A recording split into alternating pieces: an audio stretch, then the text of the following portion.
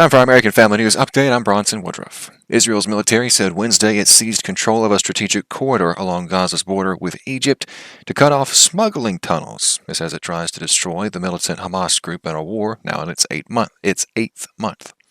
The capture of the Philadelphia corridor could complicate Israel's relations with Egypt, which has complained about Israel's advances toward its border. Israel says the corridor is full of tunnels that have funneled weapons and other goods for Hamas, despite a years-long blockade imposed by Israel and Egypt. Israel also deepened its incursion into the southern Gaza city of Rafah, where hundreds of Hamas terrorists are still hiding out. The military said that a 5th Brigade, up to several thousand soldiers, joined troops operating in the city on Tuesday.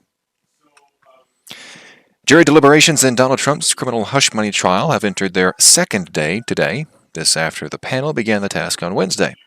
Deliberations did conclude on Wednesday, with the panel asking Judge Juan Merchan to rehear portions of crucial testimony from two key witnesses. Those witnesses are former National Enquirer publisher David Pecker and Michael Cohen, Trump's former lawyer. Jurors also requested to rehear jury instructions. The former president spoke outside of the courtroom about the trial and downplayed the charges he's facing. Everyone's against this case.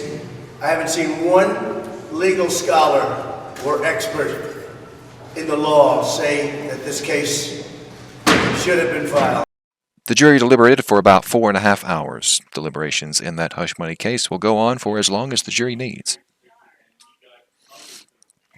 Senate Majority Leader Chuck Schumer and 22 other Democratic senators are calling on the Department of Justice to, quote, use every tool at its disposal to prevent and prosecute what they claim is collusion and price fixing in the oil industry. The Democrats sent a letter today to Attorney General Merrick Garland and other officials. In the letter, they said a recent Federal Trade Commission investigation into a high-profile merger found evidence of price fixing by oil executives that led to higher energy costs for American families and businesses. The letter calls for the Justice Department to start an industry-wide investigation into possible violations of the Sherman Antitrust Act. It outlined how Big Oil's alleged collusion with OPEC is a national security concern that aids countries looking to undermine the U.S., including Russia and Iran. The Supreme Court today cleared the way for a lawsuit from the National Rifle Association, or the NRA, against a former New York State official. It's over claims that she violated the NRA's free speech rights.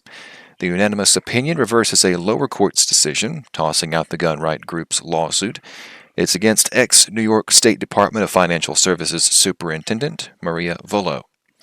The NRA said that Volokh pressured banks and insurance companies to blacklist it after the school shooting in Parkland, Florida. The group was represented by the American Civil Liberties Union, and the Biden administration argued some of its claims should go forward. And that'll do it for this American Family News Update. Please feel free to explore our website, afn.net, for more news from a Christian perspective. I'm Bronson Woodruff.